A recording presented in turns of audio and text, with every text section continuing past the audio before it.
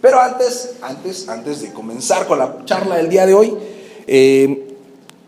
me gustaría hacer una aclaración con respecto a la plática de la semana pasada, platicando con un amigo mío, me hacía este comentario y creo que es pertinente hacer la aclaración. No sé si a alguno de ustedes le surgió la duda.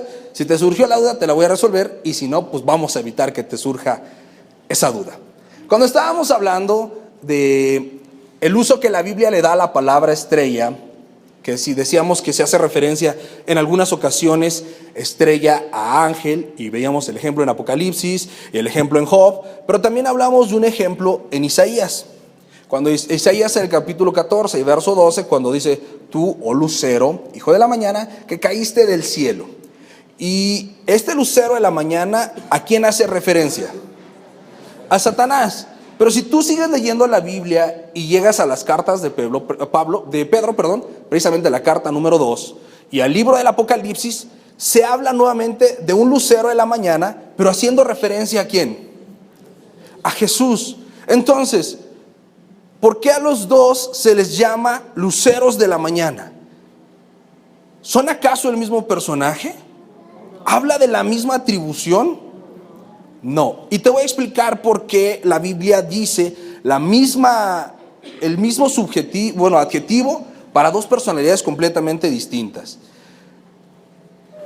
En el original, la palabra que está escrita en Isaías y la palabra que está escrita en Pedro y en Apocalipsis no son iguales. Porque como tú sabrás, el Antiguo Testamento fue escrito principalmente en hebreo.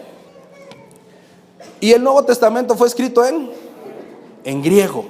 Entonces desde ahí ya son dos palabras distintas. Y nuestro idioma español es un tanto limitado en cuanto a significados en las palabras. Una misma palabra significa muchas cosas. Y en griego hay prácticamente una palabra para cada cosa. Ok. La palabra que es usada, cuidado amigo. La palabra que es usada en Isaías para referirse a Lucifer, a Satanás, y es traducida como lucero de la mañana, es aquel que tiene luz. Aquel que tiene luz. Y cuando dicen que es el lucero, hijo de la mañana, no sé si tú alguna vez te haya tocado ver algún amanecer. ¿Alguien ha visto algún amanecer? ¿Te has dado cuenta que aun cuando ya clarea, hay estrellas que se siguen viendo? A eso hace referencia, que Satanás era un ángel con tanta luz que aún se notaba su presencia. Pero cuando hace referencia a Jesús, no está hablando a una estrella que tiene luz, sino aquel que trae consigo la luz. Cuando en Pedro y en Apocalipsis están hablando de Jesús como el lucero de la mañana, están hablando de aquel que hará que amanezca. ¿Qué astro hace que amanezca? El sol. ¿Sabías que el sol también es una estrella? Pero ¿cuál nos da más luz? ¿La estrella que se sigue viendo en la mañana o el sol que trae la mañana? El sol que trae la mañana. Por eso se usa ese mismo término para lucero de la mañana, pero son cosas diferentes. Satanás era un ángel de luz y Jesús es la luz en sí mismo. Porque si tú recuerdas, en Apocalipsis dice que ya no tendremos necesidad de sol, porque todo lo va a alumbrar ¿qué? Jesús. Ok, hecha la aclaración, ahora sí podemos seguir al tema que nos compete. Ayúdenme a abrir sus Biblias. ¿Quién trae Biblia? Perfecto. ¿Quién no trae Biblia? Levanta tu mano para que te podamos facilitar una. ¿Me ayudan por acá de este lado con algunas Biblias si son tan amables? Muy bien. Vamos a abrir nuestra Biblia en el libro de Génesis, que es el primer libro de la Biblia. No vas a batallar para encontrarlo.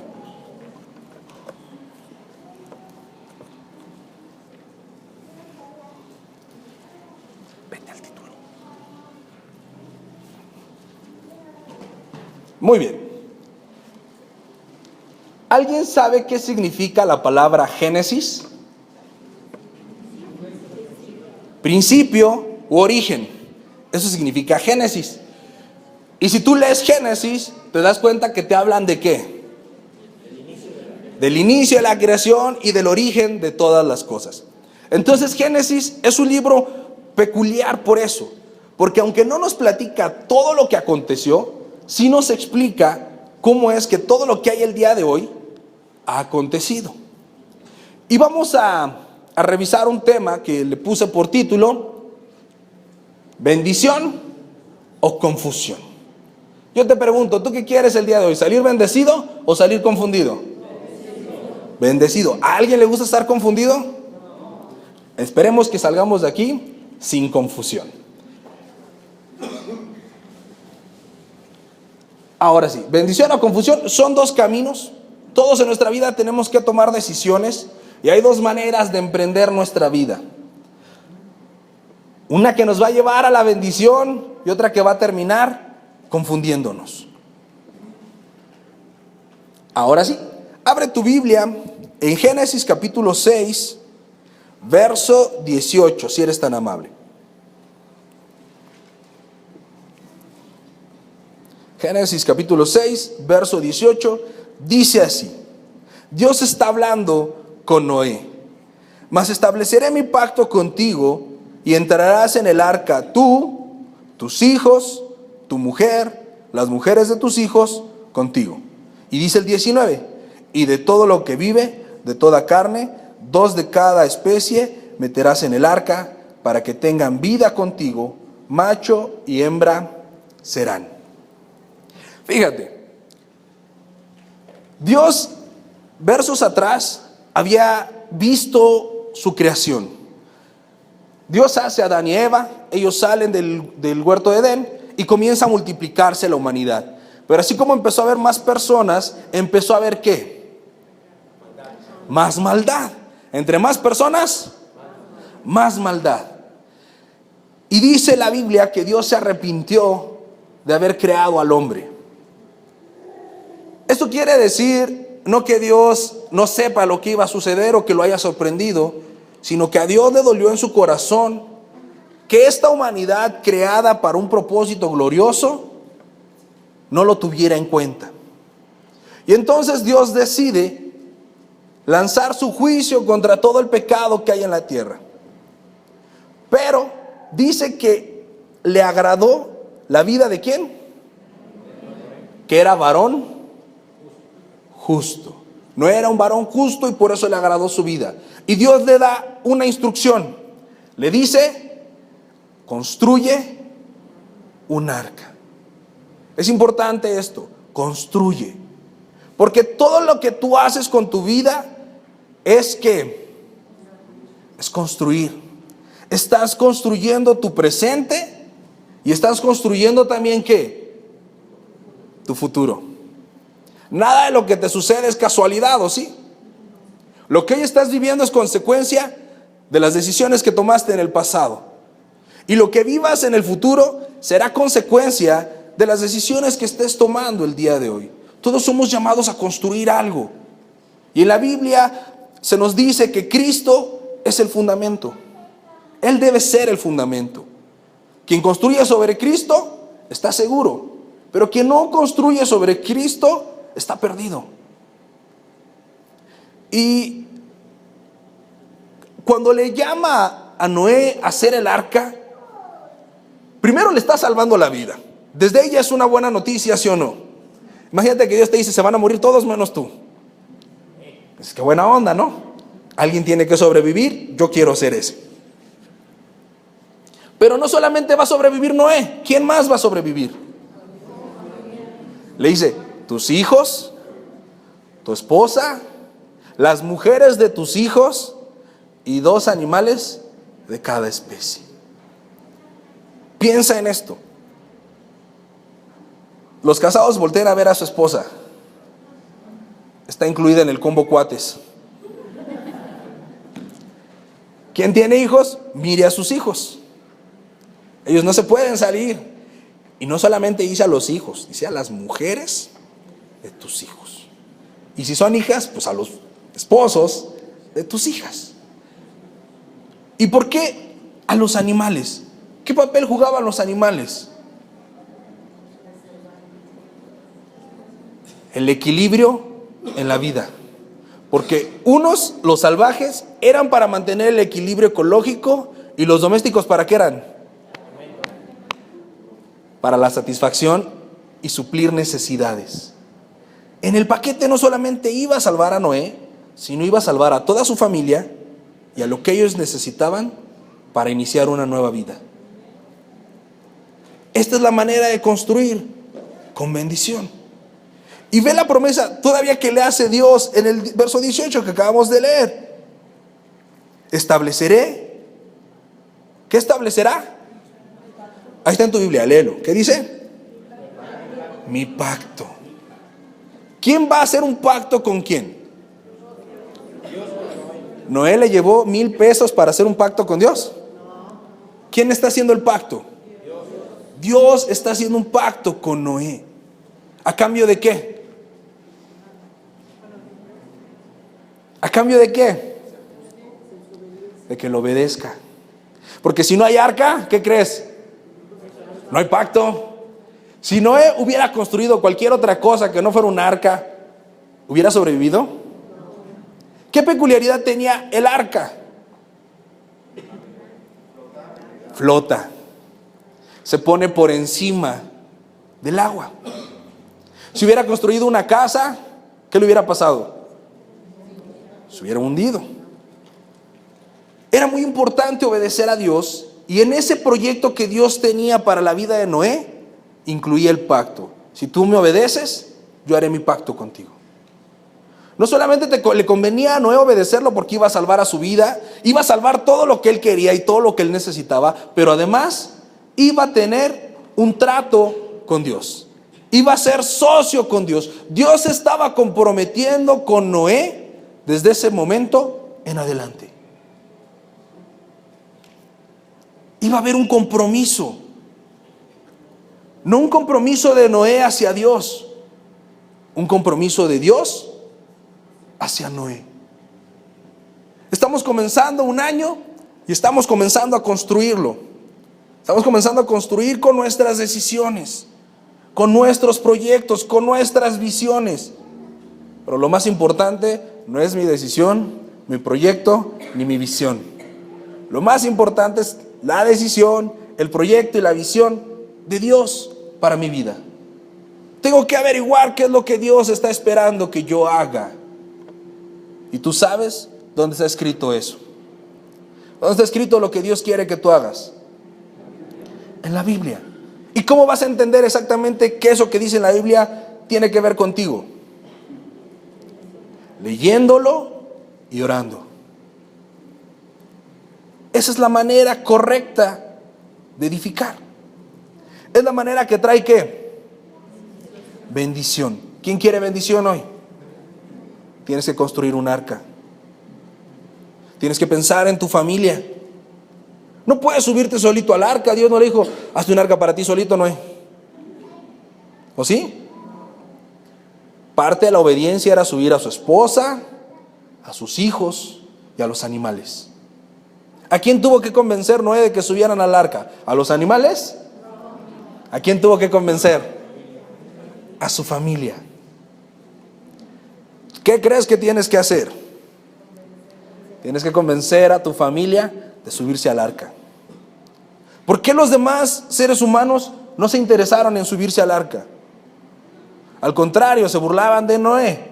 ¿Por qué? Por soberbia, por pecado, por falta de fe. No creían.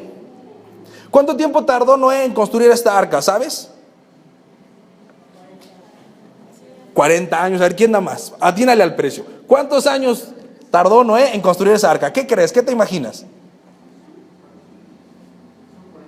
40 años. 100 años. Empezó a los 400 y terminó a los 500 años de edad. 100 años se aventó construyéndola. ¿Fue fácil? Pero fue necesario. Y cuando construyeron eso, después sabes la historia, viene el diluvio, ellos están flotando sobre las aguas bajan y Noé sale con su familia y encuentra un mundo nuevo y un mundo para ellos. Dios les da la oportunidad de tener lo que Adán y Eva habían despreciado. Porque cuando ellos salen del arca, Dios les da, aparte de una bendición, les da unas instrucciones.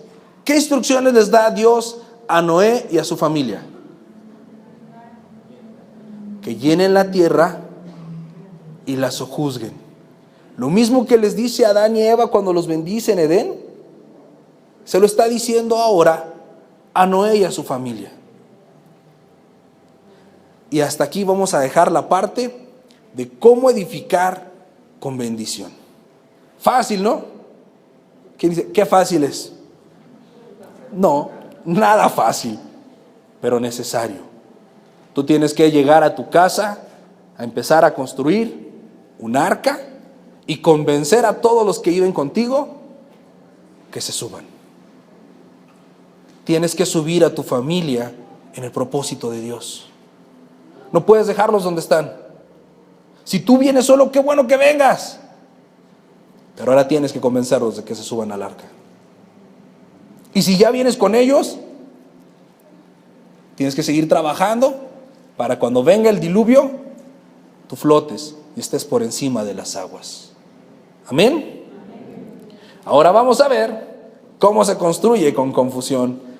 Capítulos más adelante, el capítulo 11, una historia también muy famosa, que es la torre de Babel. Y aquí vamos a tomarnos un poquito más de detenimiento. Vamos a leer del verso 1 al verso 9.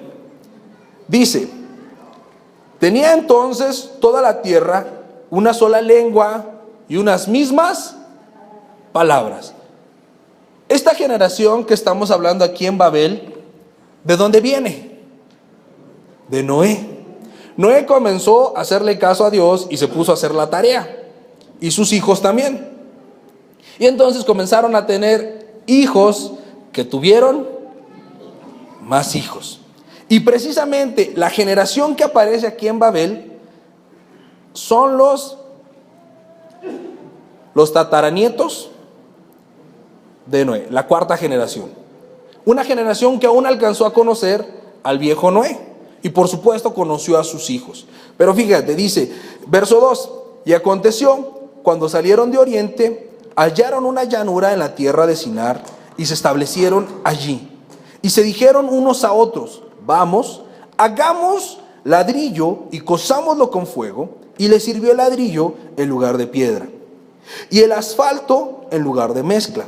Y dijeron, vamos, edifiquémonos una ciudad y una torre cuya cúspide llegue al cielo, y hagámonos un nombre por si fuéramos esparcidos sobre la faz de toda la tierra. Y descendió Jehová para ver la ciudad y la torre que edificaban los hijos de los hombres. Y dijo Jehová, he aquí, el pueblo es uno, y todos estos tienen una sola lengua. Y han comenzado la obra, y nada les hará desistir ahora de lo que han pensado hacer. Ahora pues, descendamos y confundamos allí su lengua, para que ninguno entienda lo que habla su compañero. Así los esparció Jehová desde allí sobre la faz de toda la tierra, y dejaron de edificar la ciudad. Por esto fue llamado el nombre de ella Babel, porque allí confundió Jehová el lenguaje de toda la tierra, y desde allí los esparció sobre la faz de toda la tierra. Qué interesante. Hay mucho que platicar acá. Primero te decía, esta generación que va a Babel es la cuarta generación después de Noé. Hay un personaje que es mencionado en el capítulo 10, que es quien encabeza esta ciudad, y es un hombre llamado Nimrod. Nimrod es bisnieto, tataranieto de este Noé, y él llega a esta ciudad y dice, pues vamos a construir aquí una gran ciudad. Bueno, llegan a este lugar, todavía no había nada. Vamos a construir una gran ciudad, pero que no sea solamente una ciudad, que sea una torre que llegue al cielo. ¿Te acuerdas que otro personaje quería llegar al cielo? Quería estar en lo más alto. Satanás. Y por eso fue echado del cielo. Esta humanidad está haciendo lo mismo que el diablo, quieren llegar alto. Este hombre Nimrod, que encabeza esta rebelión, después se viene a proclamar Dios y establece una falsa religión, que es la religión de Babilonia. En Babilonia, Nimrod es el dios Sol y su esposa es la diosa Luna. Pero bueno, algún día hablaremos con más profundidad de eso. Los hombres comenzaron a trabajar en algo que Dios no les había dicho que trabajaran. ¿Cuál fue la ordenanza que Dios les dio a Noé y a su familia? Que llenaran la tierra. Y para llenar la tierra habría que caminar toda la tierra. Ellos quisieron ir a todos los rincones a llenar la tierra. ¿Qué dijeron? Aquí nos vamos a quedar. Y tenían en su mente dos propósitos. Propósito número 1, hacerse un nombre, o sea, ser famosos. Y propósito número 2, que la ciudad fuera para ellos. Esta es la manera equivocada de edificar. Cuando comienzas a edificar pensando solamente ¿en quién? En mí. Cuando mi vida y todo lo que hago tiene que ver solamente conmigo, yo ya perdí. Ya me equivoqué. Estoy haciendo malas cosas. Y estas personas aún eran creativas. Se aventaron 2 inventos para hacer la torre. ¿Qué inventos hicieron estas personas? El ladrillo y el cemento. O sea, ¿eran personas inteligentes, sí o no? ¿Pero eran personas sabias? No. Aunque eran inteligentes, fueron necios, queriendo hacer algo diferente a lo que Dios les había mandado. Se edificaron una torre. Y la torre iba bien, iba creciendo. ¿Cuál era la clave de que la torre estuviera prosperando? Que estaban unidos, estaban puestos de acuerdo. No solamente tenían un mismo idioma, porque aquí todos tenemos un mismo idioma, ¿sí o no? Yo sé que a veces hablo rápido y no se me entiende, pero es español, te lo prometo. Pero algo más importante dice, hablaban las mismas palabras. En tu casa, ¿todos hablan las mismas palabras? ¿Todos tienen la misma intención? ¿Todos quieren lo mismo? ¿O cada loco con su tema? Por eso es importante convencerlos de que se suban al arca. Este pueblo era la única virtud que tenía, que estaban puestos de acuerdo. Por eso Dios dice, Dios teniendo un diálogo interno en la Trinidad, dice que Dios bajó a ver lo que estaban edificando. ¿Será que desde el cielo no se veía? ¿O que Dios no tenía idea de qué estaba haciendo la humanidad en ese momento? Entonces, ¿por qué dice que Dios bajó a ver lo que ellos hacían?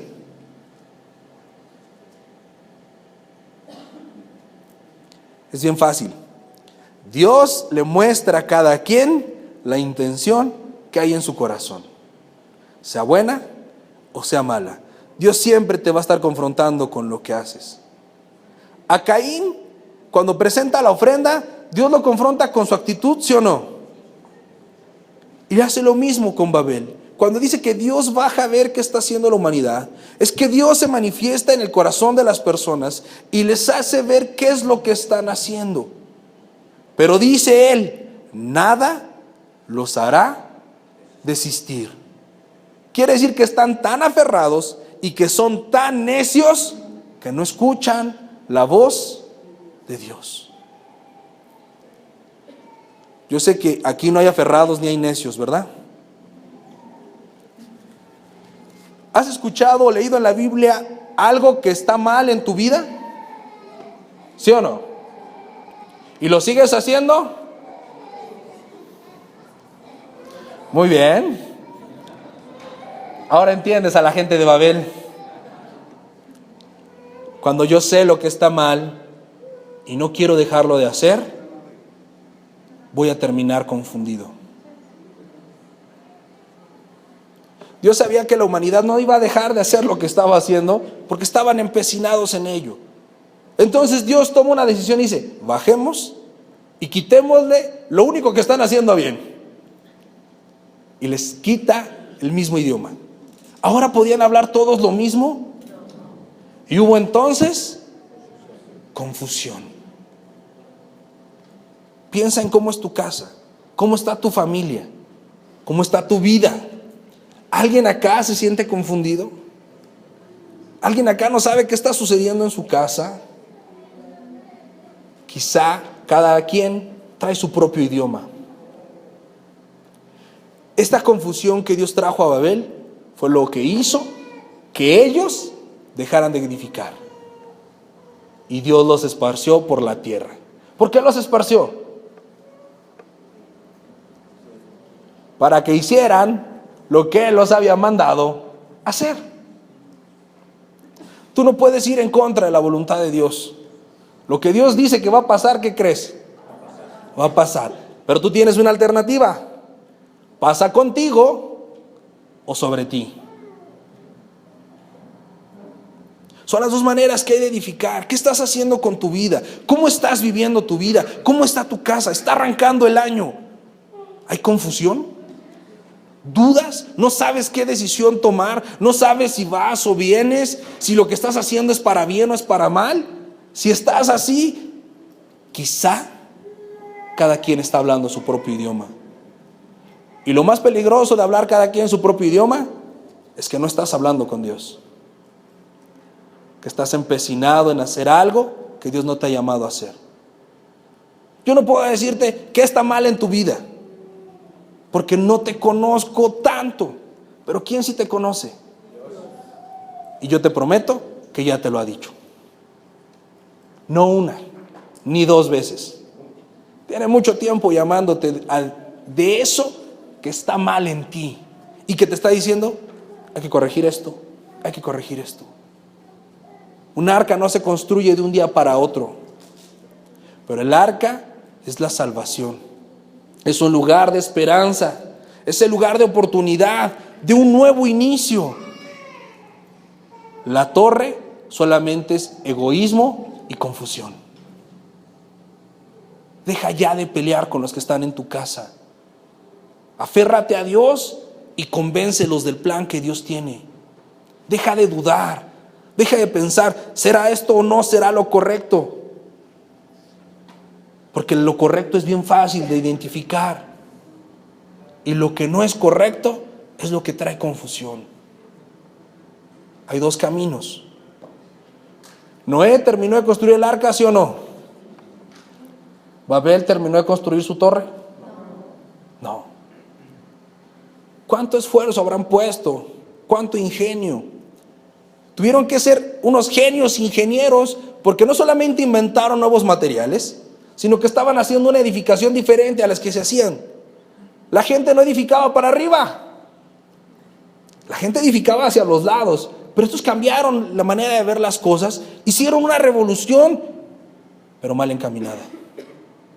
Y todo ese esfuerzo y toda esa sabiduría, ¿para qué? Si terminaron confundidos haciendo lo que Dios les había mandado hacer, pero ya sin bendición. Por otro lado, se tardan un montón construyendo un arca, pero es un arca que les hace ver que hay un Dios que está haciendo un pacto con ellos. Un Dios que está tomando un compromiso con esta familia y que no va a dejar este compromiso. Incluso les da una señal de que Dios está al pendiente de ellos. ¿Qué señal es esta? El arco iris. ¿A quién le gusta el arco iris? ¿Para quién fue esa señal? Para todos. Es una señal que Dios le da a Noé de que Él hace pacto con él y con sus generaciones. Un pacto con aquellos que deciden creerle. No era para el arco iris no era para que Dios se acordara del pacto, ¿o sí? El arco iris, ¿para quién era? Para que el hombre recuerde que tiene un Dios que ha hecho un pacto con él. No olvides lo bueno que es Dios. No olvides lo maravilloso y lo que Él puede hacer contigo. No pierdas de vista todo lo que ya ha hecho contigo. No lo pierdas de vista. Que no se te olvide, porque esa es la motivación para seguir firme en el pacto. Aun cuando los demás te digan, estás loco, lo que estás haciendo está mal, no va a durar. ¿Para qué vas ahí? ¿Para qué lees la Biblia? ¿Para qué oras? No importa que los demás te digan que no se te nota el cambio. No importa que los demás te juzguen y te critiquen. Tarde o temprano, esa arca va a estar lista. Es cierto que media arca no sirve. Pero si no has llegado a la mitad del arca, no podrás llegar al final. No importa que te digan que tu vida todavía no ha cambiado lo suficiente, es cierto. Pero tarde o temprano esa arca estará lista. Y en esa arca estará ¿quién? Evidentemente Dios, pero Dios va a llevar a tu esposa, a tus hijos y todo lo que necesitas para vivir. Solo tienes que creer en lo que Dios te llama a hacer. Esta es la reflexión, mis amados. ¿Quién queremos ser? ¿Noé o Nimrod y su banda?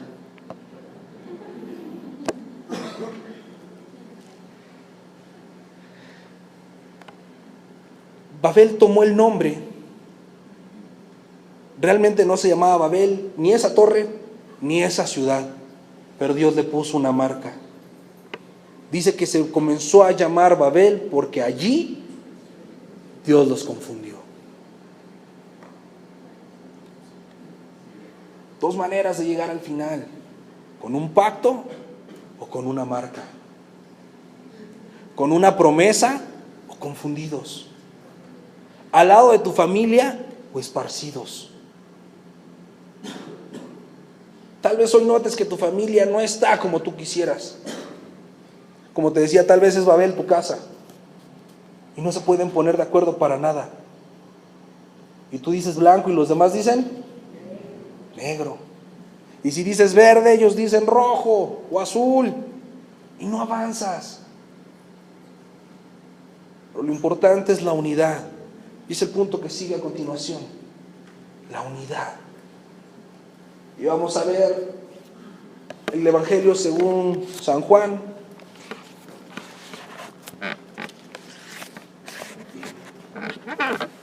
Capítulo 17, verso 21. Acompáñame en tu Biblia si eres tan amable.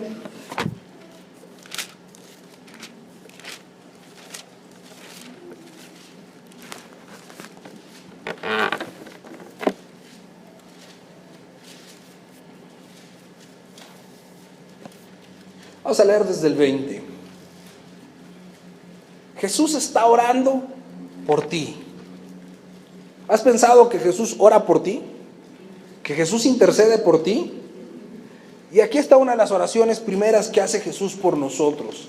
Y dice, está hablando a Dios, está orando a Dios y dice: pero no ruego solamente por estos, sino también por los que han de creer en mi nombre por la palabra de ellos, para que todos sean uno, como tú, oh Padre, en mí y yo en ti, que también ellos sean uno en nosotros, para que el mundo crea que tú me enviaste.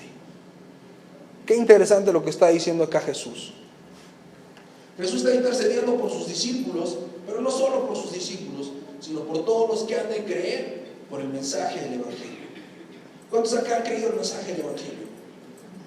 Dios está pensando en ti y está intercediendo por ti, pero ¿qué crees? No solo por ti. ¿Por quién más? Por los que van a creer, por lo que tú les digas. Y está pidiendo algo bien interesante: que tú y los tuyos sean ¿cuántos? Uno. Aunque entre nosotros podamos ser uno y que todos hablemos una sola cosa. Y pone el ejemplo, dice: como tú, oh Padre, y yo somos uno, que en nosotros puedan ser uno. Y nos da la clave de la unidad. ¿Cuál es la clave para estar unidos? Lo voy a repetir: para que en nosotros sean uno. ¿Cuál es la clave para la unidad? Estar en Dios. Alguien tiene que ser el primero en creerle. ¿Quién va a ser el primero en creer en tu casa? ¿Quién va a ser el primero en aferrarse al plan de Dios en tu casa? Y una vez que tú estés en Dios, podrás hacer que los demás le crean y entonces todos estén en la voluntad de Dios y podamos ser uno. Porque una casa dividida no prospera. No puede permanecer un reino dividido. No hay prosperidad, no hay avance cuando la casa está dividida. Pero cuando hay unidad, somos más que vencedores.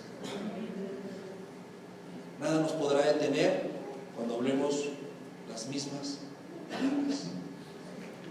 Y que esas palabras que hablemos salgan de aquí. Que todo eso que vamos a comenzar a hablar salga de la Biblia. No se pongan de acuerdo para hacer nada malo. Pónganse de acuerdo para hacer lo bueno. Es el tiempo de la unidad. Ya basta de estar divididos. Especialmente los matrimonios. Muchas veces llegan juntos a este lugar, pero con corazones separados. Pensando en ya no lo aguanto, ya no la aguanto. Como uno se muere para encontrarme otra. Y con los hijos, ¿por qué, Señor, me diste estos hijos? Y los hijos yo no pedí nacer. Y hay una promesa en la Biblia que Él hará volver el corazón de los padres hacia los hijos, pero también de los hijos hacia los padres. No puede haber bendición si hay división. Es imposible. Somos uno solo. Tenemos que estar unidos. Tenemos que ser uno. Tenemos que caminar todos en la misma dirección y todos hablar las mismas cosas. Eso hará la diferencia. Eso te llevará a un nuevo nivel. No es fácil construir el arca, pero es necesario. Bien necesario.